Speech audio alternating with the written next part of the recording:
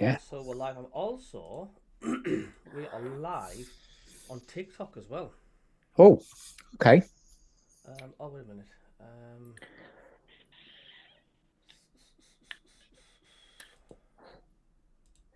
Add topic, 2 seconds. Monday.com, the opposite of any work platform we tried in the past. We tried other work management platforms. Yeah, I'm good, thanks, Stuart. Good stuff. That's what I like to hear. I said I was going live on TikTok. I'm just trying to get the settings here. Monday.com, the opposite of any work platform we tried in the past. We tried other work management platforms. Yeah, I'm good, thanks, Stuart. Good stuff. What I like to hear. I said I was going live on TikTok. I'm just trying to get the settings here. Monday.com, the opposite of any work platform we tried in the past. We tried other work management platforms. Yeah, I'm good, thanks, Stuart. Yeah, good stuff. What I like to hear. I might not be able to go live on TikTok. I said I was going live on TikTok. I'm just trying to get the settings. Monday.com, the opposite of any work platform we tried in the past. We tried other work management platforms. Yeah, I'm good, thanks, Stuart. Yeah, good stuff. What I like to hear. Yeah, looks like Hull might be getting a good tanking tonight. 2-0 down against 2-0 down against Preston after 12 minutes. Are they? Yeah. Oh dear. Hello, not Brett May says in there. David Graham says 4 days to go until big showdown at Old Trafford against Manchester United before the international break. Middlesbrough playing Stoke at Riverside tonight. Can Borough extend their good start of the season? I wonder when our new Kiel Crossing Bridge will be officially open. Latest Morecambe 0, Gateshead 4 after the first 15 minutes. Morecambe are going through a torrid time. Of course, we know Morecambe was just about to go into liquidation, weren't they? Yeah. It's I mean, it's really tough for the non-top 2 division clubs. Money wise, there's just not insufficient filters down from the big boys. And these teams, they're, if they try to improve to get higher up the pyramid, if it goes wrong for them, they end up virtually bankrupting themselves to do it. I mean, there's plenty of Premier League teams done that, of course. Oh yeah, of course. But you've got to spend the money to get in there. So, good evening, Robin Hood. Not a Forest fan by any chance. And Colin Nature, good evening. All right. As Davey would say, all right, Colin. Yeah. Oh, how are you doing? As you can see, we've got a little picture of Davey in the bottom. Actually, I'll have to move him because the logo is got to have a home place for Dave. There he is. He's going to be with us every week. Are you all right, Colin? How's things, mate? You okay? Even Cabby and Rob. It's just with a name like Robin Hood. I mean, it shouts Nottingham. It does, doesn't it? Nothing wrong with the Robin part, of course, because I know some really good people who are called Robin, i.e., me. Aye, absolutely. Hey, so, Rob, I mean, what was your take on the Forest game? Deserved the win.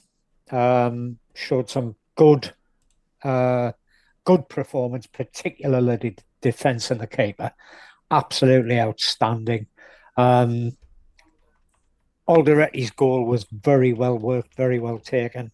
And the referee, and I'll give a shout out to the referee. The referee was absolutely bloody spot on in awarding that free kick to Sunderland and booking him for simulation because Hume never touched him. Yeah, absolutely. You look at the replays, he did not touch him at all. And he went down like a sack of tatties. And good on the ref, good spot, and good on the ref. And what a ball in by Xhaka, and a cracking header by Alderetti. Simple as that. well worked goal, well deserved. And we could have had a couple of others. Wilson had a one that went just past the post. And there was a couple of others. There was, and yes, we were under the cosh in the second half, but the defence stood tall, stood strong, and nothing was going to go past Roofs, who's another Robin, of course. So it's obviously a very popular name. Absolutely solid, wasn't he? Yeah, yeah. And like I said on Saturday, Stu, I think the cock up against Crystal Palace, where was it Crystal Palace? Mm-hmm. No, Villa. The draw against Villa, where the shot was hit. But if you look at the replays of that shot, the shot was actually straight down the shadow line from the stand. And I reckon it's probably, other than the fact it was swerving like Billy O, I think he might have been he might have misjudged the flight of the ball based on the fact that it was half in light and half in shadow. So could have been. Yeah, because I mean the shot was straight down the line from the shadow line of the stand on the pitch, and I reckon the ball was probably half lit, half in shadow, and the flight of the ball might have confused him because he could only see effectively half the ball properly. So not blame him for it, but if he continues performing the way he has this season, we've got a 50 million goalkeeper, 50 million pound keeper on our hands. Easy. He is such a massive shot stopper, though, isn't he? He is, and not just that. He's all around. He's all around, like just commanding the box and everything. He's just absolutely solid. Yeah, and Robin has just said exactly the same as I've been saying. I don't think he was aware how quick it was coming at him, but it was also down the line of the shadow and shade and sunlight. So yeah. Aye, it's hello, Ian Curry. How are you doing, mate? Are you well? Evening, Ian. Evening, Susie. L12 Bong. Good evening. Yeah, they're all popping in. Good showing in tonight. 24. I wasn't in yesterday because I was at the funeral of Big Davey, of course. I'm just checking that I'm on. Oh yeah, I am actually live on TikTok as well. So I'm just doing checking things. Yeah, I'm here. Sorry, I am. I'm about. Forest only has one R. Oh, where's I made my mistake? I don't know. Yeah. I'm shattered from yesterday. I don't think I can amend it while I'm actually live. But well spotted. Yeah. Well spotted. I did spot it earlier and thought, is that right? when I was looking this morning, I thought, is that right? 2 hours, but no, yeah, Susie is absolutely right. It's only got 1 hour. I think Forrest Gump has got 2. Oh, do you mean? Where's it? I'm sure I can. I can amend that. Of course I can. Well, absolutely miles away. Yeah, Steve Taylor. Like I was saying a couple of minutes ago, I think we've probably got a 50 million pound goalkeeper on our hands, and there's going to be a lot of interest in him. If not in the January window, certainly in the close season next summer. But I mean, the club do what they do. We buy relatively cheap players, bring them on, sell them for big profits. it may be something to do. We've got a half decent backup in Pato. Oh yeah. Excuse me, I got the sneezes. Oh dear me. Good evening, Michael Oliver. How are you doing? I wish I could have made it, said Colin. Oh, not to worry, mate. Did Davey get a good send off? Says Ian. Oh, mate, honestly, it was absolutely fantastic. I've never met such a nicer family in my life, and I ain't just saying it because that was the truth. They were just brilliant. I met Davey's brother Barry, and he's chalk of cheese. Barry's like 5 foot. Davey's about 10 foot. And my goodness me, Barry told me some tales about Roker Park and all kinds and this and that and the other. Oh, absolutely. I could have sat and listened to him all night. One of the stories Davey's brother told us, sorry if I'm going off topic, was Barry's job was, the Roker Park Welcome to Sunderland sign at the back of the Fulwell end. Back in Roker Park days. Yeah. Well, Barry's job was that. He installed and put them Welcome to Sunderland sign up with the lights. And there was a rule at Roker Park that the fact, you weren't allowed any lights at all during the match time. So you could have the Welcome to Sunderland sign at the back of the Fulwell end illuminated before kick-off, half-time and full-time. Which sounds a bit daft when you look at now all the advertising billboards that's flinging around and dogs running around and on the advertisements, all the flickering going on. But that was the rules back then. And he says each light was installed had a 240 watt light bulb individually screwed in every stand, and he installed every single one of them.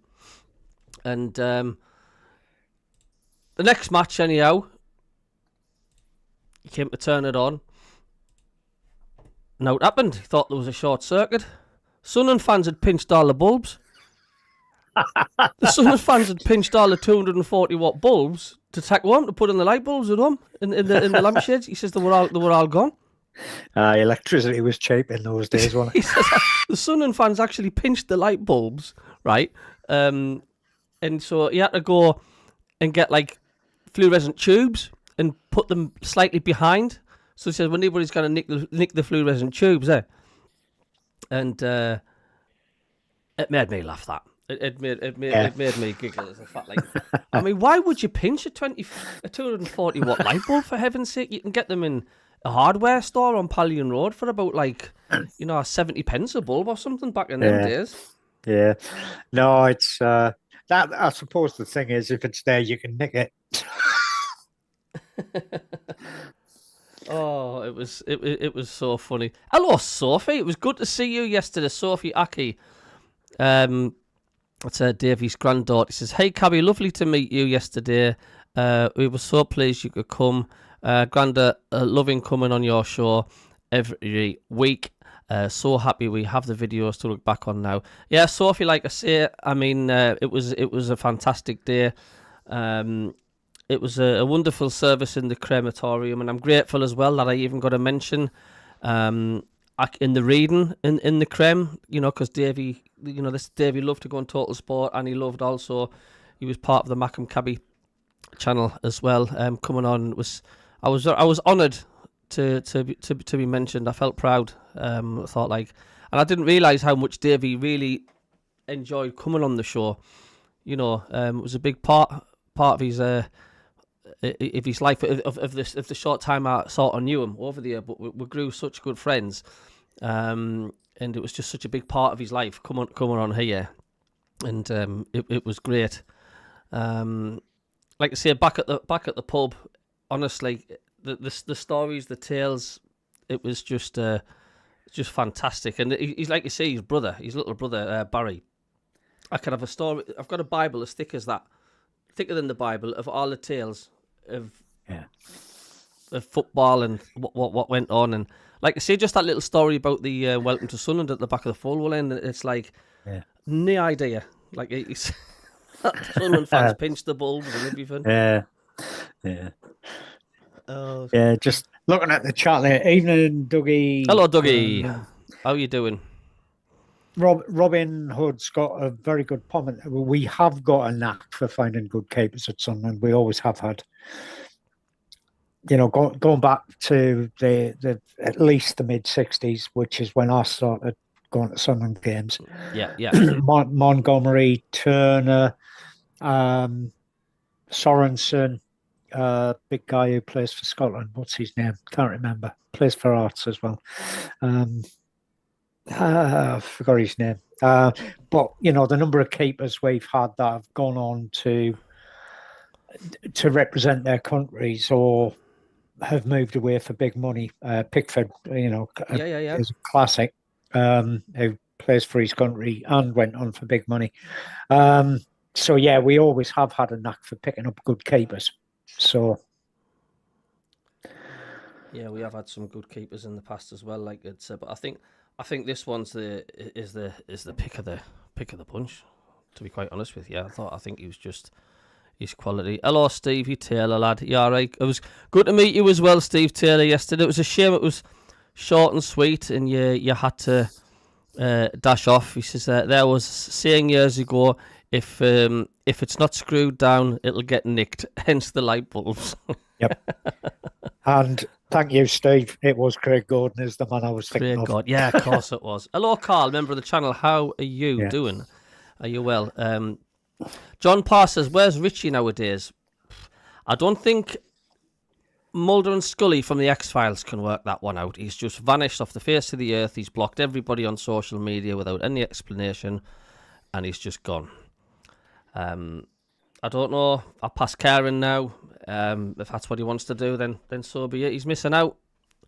But nobody knows what's happened to him. He's still about because he's still on TikTok, but he doesn't want to know any of us because every time. So I'm just leaving him be. Davey was always great on a carry, mate. He absolutely was. So that's why half the lights were out on that sign, says Dougie. Yeah, I mean, it's just, because I mean that was so part of my life, Roker Park, and it was like I knew exactly what he was on about, but I don't know whether he's making it up. Like, would the fans really pinch light bulbs? I mean, I don't know. Yeah, yeah, they weren't screwed down. I mean, who was it? It was Steve Taylor there said there was a saying years ago: if it's not screwed down, it'll get nicked. Yeah, sums it up. You got to nail everything to the floor, but someone's pinched my hammer. Yeah. And L12 Bong, that is a big question, that one, mate. I mean, I think it'll be a draw on Saturday, personally. I don't think we'll get beat, but draw or a win. But it could be the end of Mr. Amarin if they lose to another promoted team. So, it could be an interesting game on Saturday. Henry the Bulldog on TikTok says probably follow the money up the road. Maybe he's not. Maybe he's not. I just remember the last guy who did that, Ginger Ale, failed miserably when he got there. But no, I mean, you the Forest game, going back to that again. I mean, you were obviously part of the core commentary with us on here on the channel and all that. We were sort of quite comfortable. I mean, I know Woods missed an absolute sitter near the end. Yeah. But apart from that, yes, they had a lot of possession, but I just think because we're so controlling defence, we're absolutely unit to get past. And I just think, you didn't see many chances, did you, for Forest, like hitting the post or a shot's gone wide. It was few and far between. And we still look dangerous on the counter-attack as well. Yeah, we did. And I mean, we both of us said the same thing on Saturday, is that once we took the lead, it was always going to be a case of they'd put the pressure on, they'd open up gaps for us to get breaks into, which did happen. and the defence was strong enough, and the keeper was strong enough to keep what efforts they did have out. And I mean, there was only really two efforts that actually bothered the keeper that much. Mm-hmm. And yeah, there's a good point Sheargiven did, but am I correct? I might be wrong here, but did we actually sign Sheargiven, or did we have him on loan? He was on and then loan. I was going to say, I think he was on loan, and he went up the road to play for the other team, the ones that are near the bottom of the league at the moment. Is it not Fatfield Rovers from Washington or something Yeah, like that was them. Yeah. Yeah, he was actually he was superb for Sunderland, Sheargiven, on He that was. loan was. spell, and that was the season when we got promoted as champions under Peter Reid. The cheer up, Peter Reid, oh what can it mean? And he made some crucial saves. You can't knock him, and I think the Sunderland fans they like Sheargiven because he really really did put in a great performance. You'll have to come on the panel, mate, says Ian. Yeah, you're more than welcome, mate, anytime. You just have to give us a shout. Robin Hood says, yeah, they're a mess at the back, Man U. We need to give them a real good go. But like I say, yeah, I mean, we kind of get too cocky. I mean, but I'm sure Regis Labrie has all got this sorted out, and he'll have a plan. What a manager. Nobody had heard of him a year and a bit ago. Yeah, nobody had heard of him. And yet, took us to the playoff final, and look where we are in the Premier League. 5th place, a lot higher than I had us. We're just talking to Cabby before the show started, and I think I would have been happy if we'd had 5 points after 5 games, but we're sitting on 11 points after 5 games. So, yeah, more than happy. Yeah, absolutely. Absolutely happy. David Grant says, I'm glad Sunderland are doing well in the Premiership this season. I've always liked from the Peter Reid days when he was manager. Colin Mayer just says, Cabby, when getting a Chromebook computer, so when I suss it out, I may make an appearance on the show. So, yeah, like I say, anybody is welcome indeed.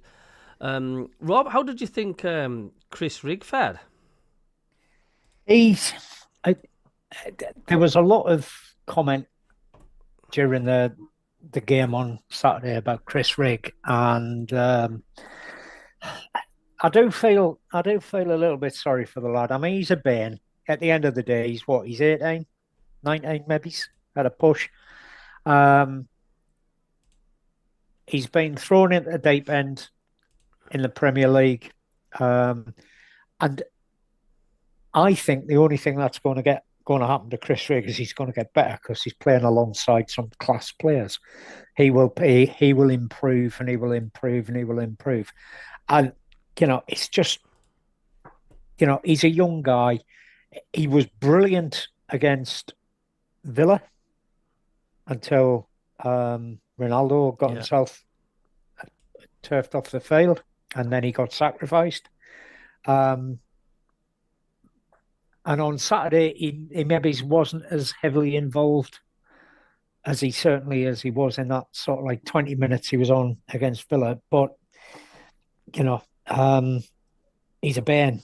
He's still learning his trade. And Dougie's just said it. He can only get better. The more he plays, the better he'll get.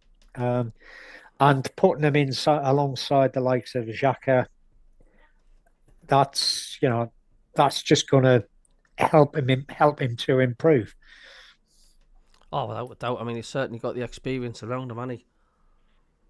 Yep. Without doubt. I'm going to go through some latest scores here. One of the big ones. Champions League, it's Galatasaray 1, Liverpool 0, Chelsea 1, Benfica 0. In the Championship, it's Birmingham. These are latest scores. 1-1 against Sheffield Wednesday. Blackburn 1, Swansea 0. Bristol City 1, Ipswich 0. Hull 0, Preston 2. Leicester 1, struggling Wrexham 0. Middlesbrough 0, Stoke 0. And Sheffield United, they're coming round now. They're leading Southampton 1-0. Derby 0, Charlton 0. Yep. I've always known the minute Wilder was back a manager for them, they'd be starting to climb the table, without a doubt. Yes, Ian Curry, Jacket is immense. He's such a unit, isn't he? Yeah, and I mean his ball play is just stupendous. I mean, that header for Wilson's goal against Villa was just perfectly placed, and the free kick the other day on Saturday, again perfectly placed for Alderete to run onto, and all he had to do was nod it past the keeper. You know, he didn't need to put any power on it. He just needed to direct it past the keeper, and you know, it was such a well weighted and well placed free kick. It was quite strange because it was like a delayed reaction, because it looked as if like it hadn't scored. It was funny. It was like he headed it, didn't he? And it's like it didn't like smack the back of the net. It sort of like seemed to take an age to get in, and there was like a delayed celebration from the Sunderland fans. It was like if the ball hit the back of the net, there was no cheer from the Sunderland fans. It was only when they ran away celebrating. Oh, get in, goal. There was even a subdued sort of celebration from Nick Barnes and Gary Bennett, because the fact it was a bizarre goal, wasn't it? It was. It was really. It just. Yep. Oh, we've scored. Yeah, that's exactly what happened. Is. Yeah. Yeah. Good point, Steve Taylor. Will still. Who's he? Yeah, and we chased, didn't we? We did. Will still. Brett 89 being impressed with Charlton this season. He also says, what do you think of the narrative the Leeds channel or keep spinning? Sunderland have had the easiest start. I mean, I was listening on Total Sport with that. Look, when they say that, they're just clutching at straws, man. That's all they're doing. They're just clutching at straws. They just cannot handle the fact, like the start that we've had. You know, if you think you've got an easy start in the Premier League, then honestly, you really have got a walnut for a brain inside your ears if you think you've got an easy start in the Premier League. Yeah. Because there just ain't one. There just isn't one. Yes, you might get one in the Championship when you're playing like the bottom, a team that's just come up or whatever, but away, man. Yeah. But I mean, let's just look at this sensibly. You know, we've played and not lost to 3 teams that are playing in Europe this season. You can't. Is that an easy start? You can. There's no way in the ifs and buts about it. It's as simple as that. You know, Crystal Palace, we played well against them. They just beat the champions. Villa, I don't care what anybody said. They're no mugs. Forest, they're no mugs, and no. Let them go on like that. Yeah. Because you know, it gives them something to talk about, doesn't it? And they would have said how crap Sunderland are, because of the fact they didn't beat Forest or they didn't beat, you know. So it doesn't matter what you do. All we've got to keep doing is just focus on each match, what we're doing, and focus on our own. Hell with anybody else. Just keep on winning. That's what we've got to do, or get points. You just beat what's put in front of you. I know. Simple as that. Or you can only play what's put in front of you. If you know, the best team in the world puts a second-rate team out and you beat them, you still beat them. You know, it doesn't matter. I mean, you know. Hello to John Parr. Yeah, I know. Brett 89 says, I'm sick of it. Everton weren't firing. Arsenal butchered them. Newcastle are still not firing. They blew it against Fulham. Wolves are the worst team and then blew it against Bournemouth. Well, they did against Spurs. Last kick of the game. Robin Hood says, I just hope the rest of them think like that while we keep raking up the points. It's mad to think. Am I right in saying that we've matched the total already what Southampton made all season last season? Yes. And that is just a crazy stat. It really, really is. But like I say, it could also be a disadvantage that the fact that the 3 teams could possibly survive this season, because it's going to mean we're going to need a bigger points total to stay up. Because I mean, it's looking like the bottom 3 of the Premier League is not going to be nothing like what it was possibly last season. Or the season before, when it was the same. The season before, that's right. 3 up, 3 back down again, 2 seasons running. But I mean, was it Burnley, Leeds, and ourselves have got more points than any Premier promoted team have got in the first 6 games since 2013. Yep. And there's some piece of stats somewhere that says any team that gets 11 points from the first 10 games won't get relegated. Well, we got there in 6. So and we've got, I think we'll pick up points on Saturday.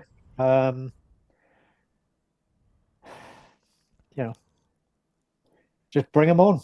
And you cannot say either we've fluked it or out like that. At the end of the day, we've more than matched them. I mean, Burnley. I don't know what happened to Burnley. Look, it's just one of those things. I mean, look, Liverpool just say beat them. Do you know what I mean? They are solid at the back, and I keep on saying if we just put our chances away, it would have been a different game. And we had the chances. We could have been 2-0 up before they even had a shot on our goal. So how did you think Isidore fared up? He was all right. He had one decent shot that just went past the post. He wasn't getting a lot of service. If you think that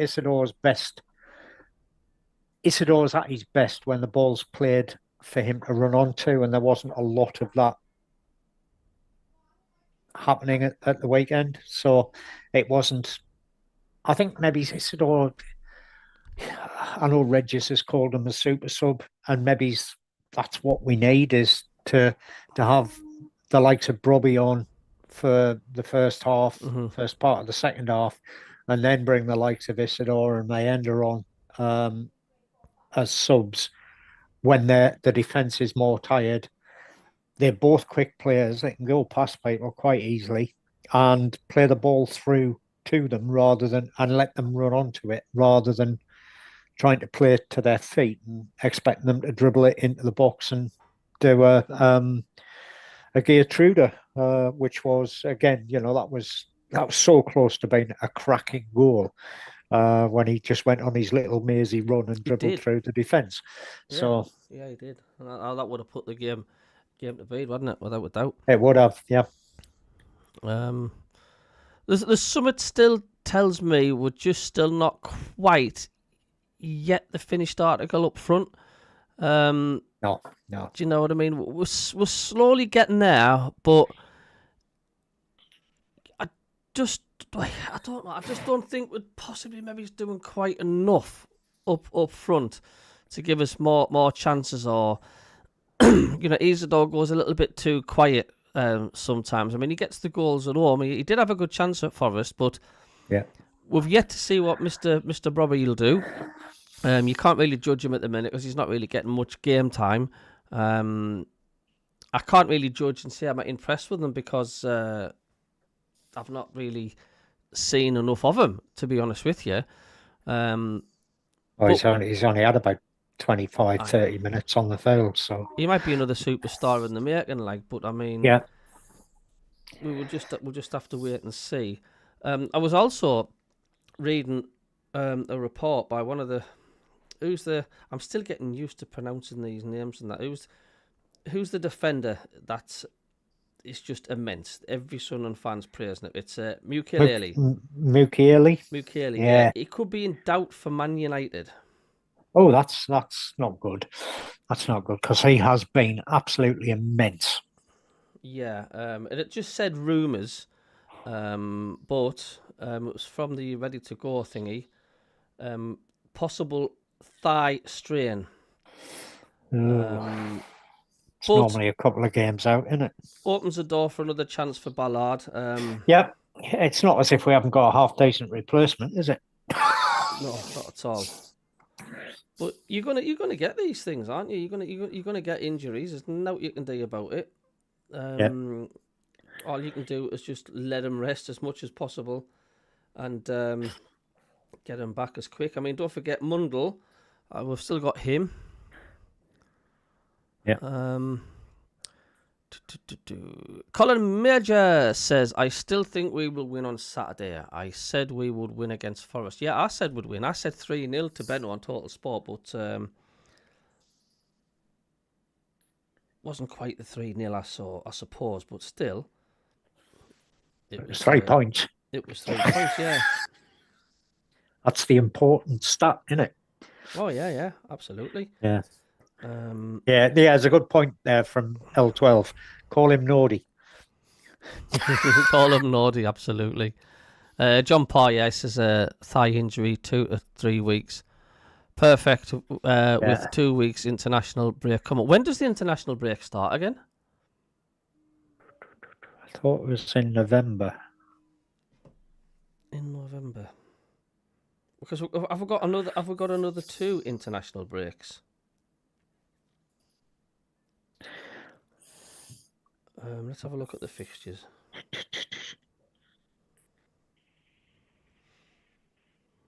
Someone tells me we've got 2 more international breaks before the turn of the year. They may well be. Am I right in thinking we've got Man United and then there is an international break?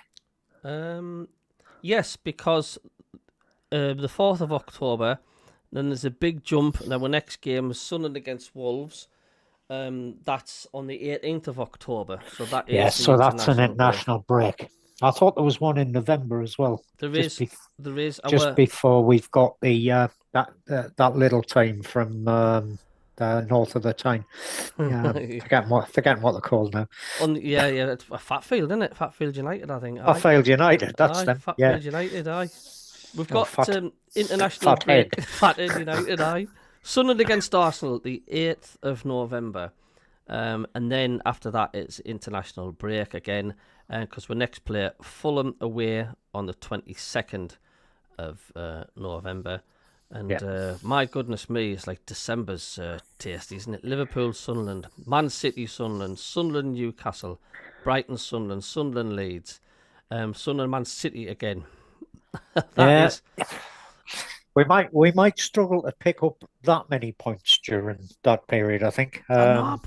We'll get 3 at least. We've been surprising teams so far. I mean, we have got, like I say, now to lose. Just get out there and try your best. I mean, that's why it's been such an important thing to get off to a flying start, which we have. Seems any more updates in the Champions League? It's 0-0 with Bordeaux Glimt against Spurs. Chelsea still 1 up.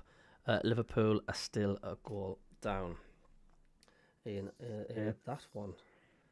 No real changes in the Championship either. No, Charlton 1-0 up against Derby now. Otherwise, as you read out previously, Smoggies are still 0-0 against Smoke City.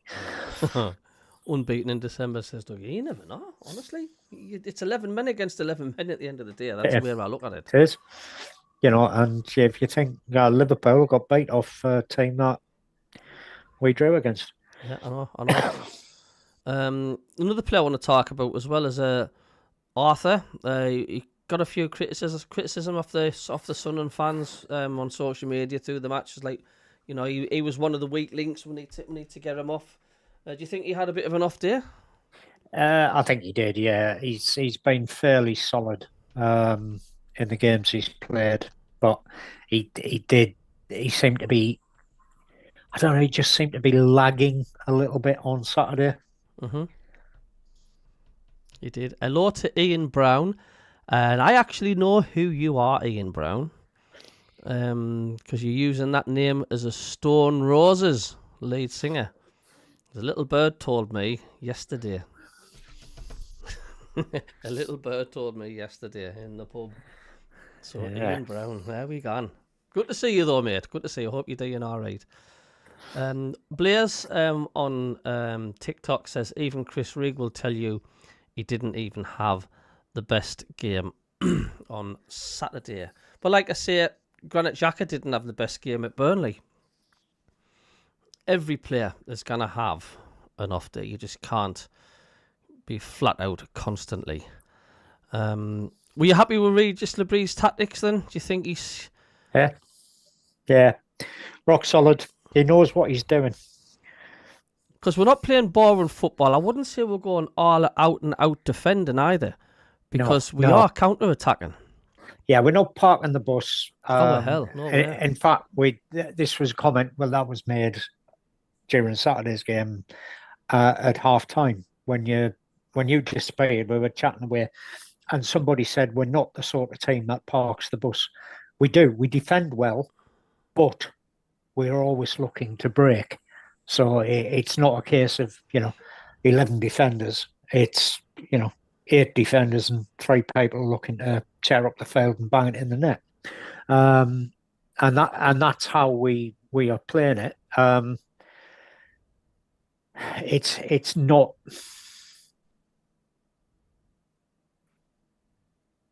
We're just not a boring team to watch.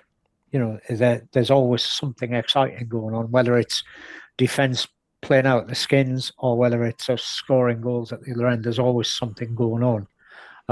Colin's got a good point. Well, that little team is we played them on his birthday, so yeah, be a nice birthday present for you, won't it, Cole? I bet you they're not as cocky playing us now, the Geordie boys, than what they were before we kicked the ball this Premier League season, because they were so cocksure at the fact that we won't 6 points. Derby's, 6 points. It won't beat Derby's. Will beat Derby's record for lowest totals and this and that and the other. Yeah. Oh yes, Ian, you're on TikTok. I can see you there. All right, fella. Yeah, I'm going to start going on TikTok every live and stuff. So now I've got a powerful computer. Now I can actually do that, and I've installed everything else as well. I've read a lot of things as well about Patterson. He's like, do you think he'll get his chance in the Premier League? Do you think he's only going to get on if Roofs gets an injury or a possible FA Cup game coming up? It's the way Roofs is playing. That's not the Premier League, the FA Cup. I know, yeah. But I mean, the way Roofs is playing, Pato's not going to get a game. Simple as that. Unless Roofs gets injured or gets sent off or something like that, or possibly, cup game. They're the ones that Pato's likely to pick up. Whether he'll be happy doing that and sitting on the bench every week, I don't know. Blazers just said, hope the rumours aren't true about Nordy. Doubt for Man United game. He's been amazing. We'll just have to wait and see. But like you say, we haven't got a bad player to cover, have we? Stevie... just a minor defender, Yeah. Mr. Ballard. Of course it is. I was against Villa when he went up for the ball and left 3 of their defenders lying on the floor, and he just strolled away as if nothing had happened. I don't think he even felt it.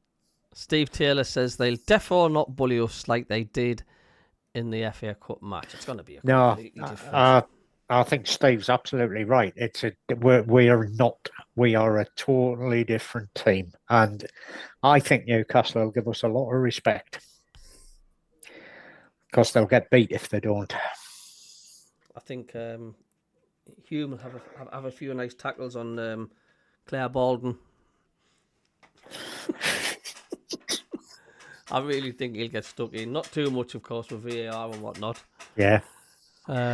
Yeah. It's crackers in it. But it's a nice feeling at the minute. It is certainly good that way. I mean, don't forget we've got the January transfer window coming up as well. We can even strengthen further if needed be. Yep. The question is, where would we strengthen? Yeah, Blazers said on TikTok, Ahmad being back with Man United on Saturday strengthens him. Yeah, I reckon he'll get a good reception from the fans up there, won't he? Yeah, I think he will. He loves a little club that play in red and white stripes. Yeah, simple as that. And I think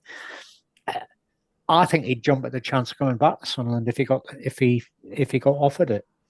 If he got offered the wages, yeah. Money talks. Yeah. I mean, he's going to be on a decent wage at Man U, isn't he? Without a doubt. Oh yeah. He's probably on silly money at Man United because Man United pays silly money in wages. $325,000 a week for somebody who wasn't even getting a game. No, not at all. On a different subject now as well. Are you seeing all the stories about Sunderland going to be spending millions on improving the ground, even like extensions and making it bigger capacity?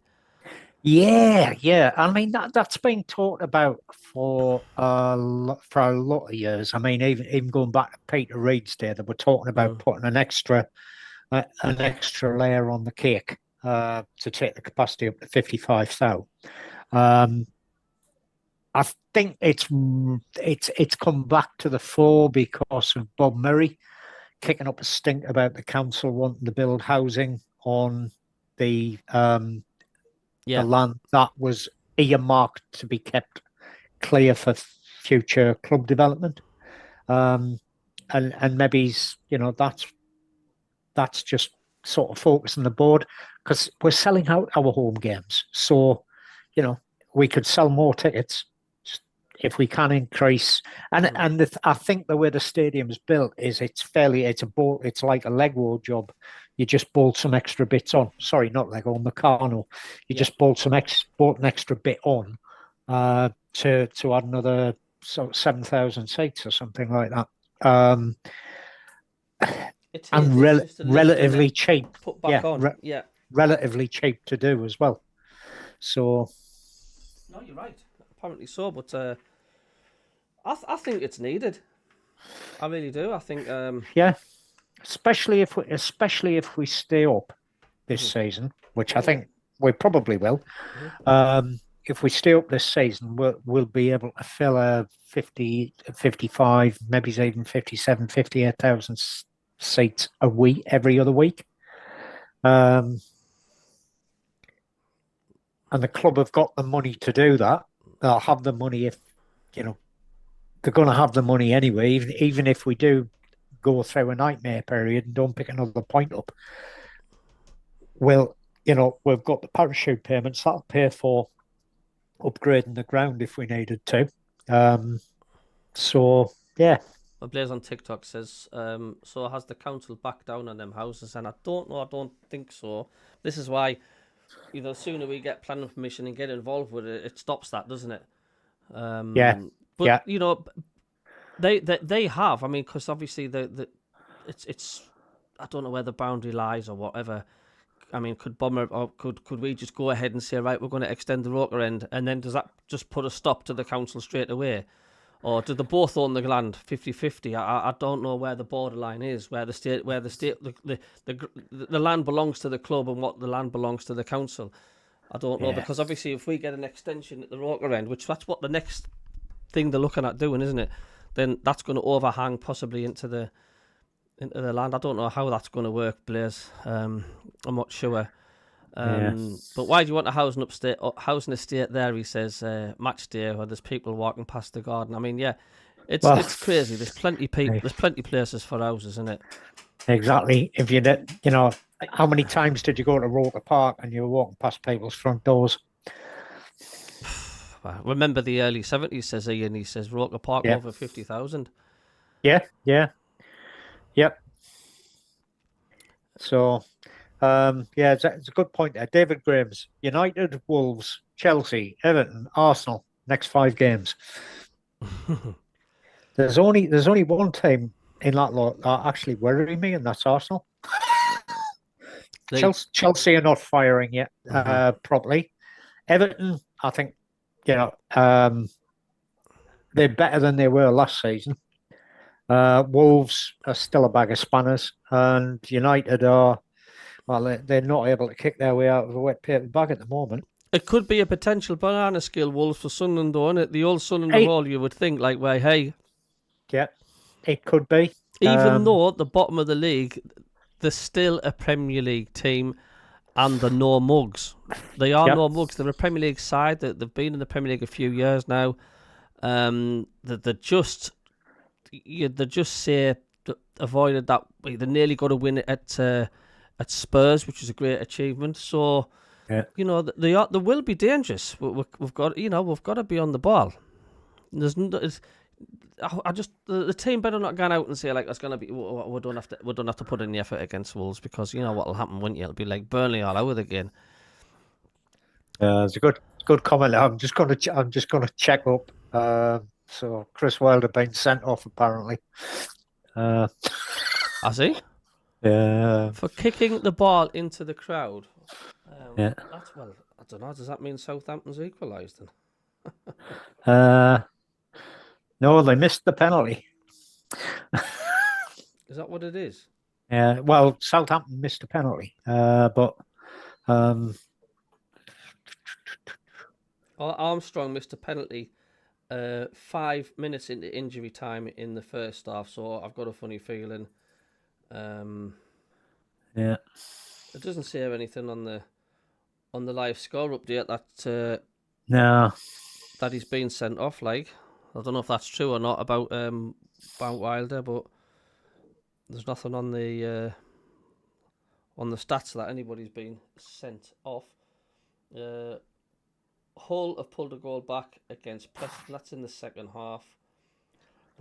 Still 1-0, obviously says Sheffield United.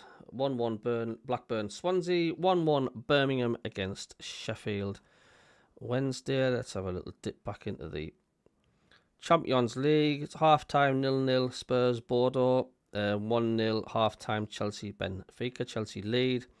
And in the 6th minute of added time in the first half, it's Galatasaray still 1. Liverpool note. Oh, yeah, it's a tasty tie for Chelsea there against their own manager, the special one, or whatever he likes to call himself. Yeah, thanks, David. I was just wondering why he'd been sent off. Frustration with the penalty decision. Yeah. Good evening, Ken Walton, longest member of the channel, I think. How are you doing, mate? He says, good evening, lads. We could be the end of Man United manager. Well, I mean, a lot of fans say that they're surprised that he's not gone already, to be honest with you.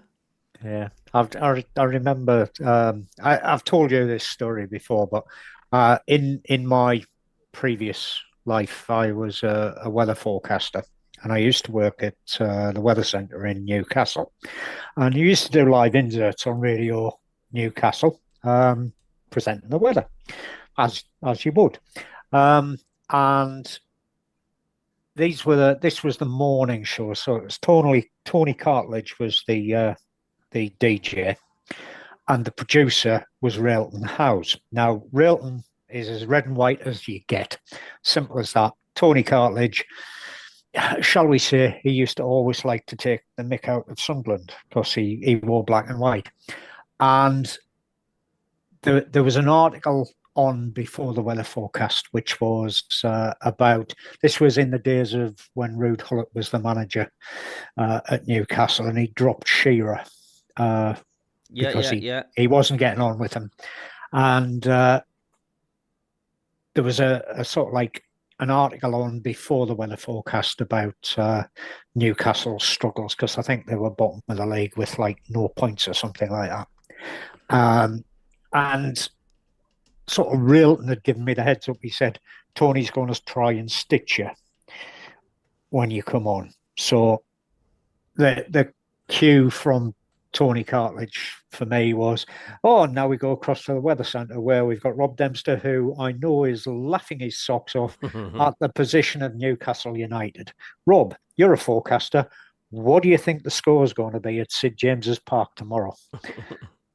And of course, I just went, it's going to be 2-0 to Sunderland in the rain, because it was. It absolutely heaved it down. And waterfalls down the steps, wasn't it? I said, do you want me to tell you who's going to score the goals? I said, it'll be a big guy called Quinn and a little guy called Phillips, and they'll score and you'll get beat 2-0. And I said, I'll tell you another forecast that's coming up. I said, you lose to us tomorrow night, you'll have a new manager at the weekend. And how right it was. It was the best forecast I'd ever done. And probably the best forecast I ever did. Yeah, it rained just non-stop with on that game, didn't it? On that night. It was. Yeah, it was forecast correctly as well. Yeah. So it was you got a hat-trick of things right then. Yeah. Never happened again. Never happened again. Just read on social media, would you start Johnny Boy 644 says, would you start Chris Rigg against Man United? Yes, I would. Only way he's going to learn. I think I would. Yeah. I mean, let's be fair, Man United aren't the team that they were 6 or 7 years ago, where, you would expect to get tanked off them. These days, Man United are there for the taking. Mm-hmm. And there's not that many players in the Man United team that are that good. We'll skin Maguire because he's just not quick enough these days. They've got a hitty missy central midfielder who sometimes plays brilliantly, but other times he's a bag of spanners. Ahmad's good, simple as that. He's a very good player. But the rest of them, they're average Premier League players, if that.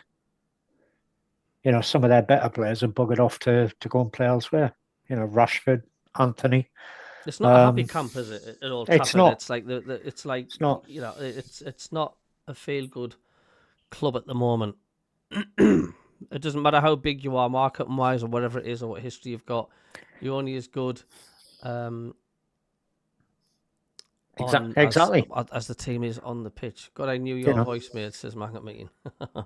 Yeah, it's very distinctive. David Graham, Bruno Fernandes is probably United's best player, and he's the captain. That's the guy I was thinking of. I just couldn't remember his name. It's the dementia. That's the age thing. It's I know who I'm talking about. I just can't remember what they're called. He missed a penalty against Brentford, I think. He did. Skied it over the bar. Recognise my voice. I can't stand listening. Goodness knows what the viewers think of my voice. I can't stand listening to my own voice. Oh. Yeah, it's odd because you never normally hear your own voice unless you're listening back to it on a recording, and it is really weird. And considering I've lived away from the northeast of England for best part of 22, 23 years. Some people would say I've lost my accent. I haven't lost my accent at all. When I hear myself, I'm thinking, Jesus Christ, do I really sound like that? Pastor Alex has just joined on TikTok. How are you doing, Pastor? Or should I say, all right, Pastor? He's joined. Safe says we will. David Graham, by the way, only 2 Premier League games kick off at 3 p.m. on Saturday. Arsenal, West Ham, Man U v Sunderland. So it's nice to have a 3 o'clock kickoff. Yeah, as it should be. Yep. How's the dog, Rob? Just before we end the show. I think he's disappeared somewhere. He's probably lying in the cloakroom because it's nice and tiled and it's probably cool for him. He was in here earlier, but he's disappeared. I'll just give us a second. I'll see if I can get him to make an appearance. It'd be rude not to. I think Rob's going to find his Muttley the dog. So I don't know if before we go, if you want to put in the chat your predictions on Saturday against Man United. Let us know what you think. Cheers, David Graham. So I've put a little score prediction in the chat. What you think it's going to be? My forecast for Saturday, Dougie, is I think it'll be a draw. But I'm saying a draw. It wouldn't surprise me if we win. I don't think they'll get beat. There's my prediction. I'm going to go, hello, how are you doing? There's Bounty. I'm going to go... Bounty's going for 2-0 for the lads. 2-0 for the lads. I'm going to go for the same Palace score, 0-0. And you can't complain with a point at Old Trafford, could you? Nope, absolutely not. Is that 3-1 in our favour, Dougie Stewart? Don't know. Stevie Taylor says 2-0 to us. 1-0 to us says safe. Yeah. Davey will give me a bollocking. Be nearly Bounty's bedtime, is it? It's not far off, mate. About 10 o'clock he normally tells me it's bedtime. How does he see? His hair's tied up. His hair is tied up. Because his hair's the hair on his head's about 12 inches long. So you've got to tie it up into a ponytail. And I'm very adept at putting ponytails in. It's the only style I can do. Sue asked me to tie her hair back once, and she had a big top knot. That's mental. 3-1 to the boys, says Ken. Dougie. So I am going to end the live. Blaze says Chris Wilder booted a ball into the crowd, hit a fan, got sent off. It still doesn't say anything on the scores on my app, which is pretty weird. So I'm going to say bye bye to everybody on TikTok. We'll catch you later. Like I say, we'll get more views on TikTok the more lives I do. Oh, Southampton have just equalised. A guy who we might know reasonably well, Mr. Stewart. Has he really? Yeah, Ross Stewart's just equalised for Southampton. He has in the 51 minutes. Colin Mayer just says 2-1 to the lads. Sunderland Albino 1. So yeah, thanks everybody for tuning in. It's been a pleasure as always. Cheers, Rob, for your help. You're welcome, sir. More than happy to join. No like bother. a bit of gas. And we'll catch everybody later and enjoy.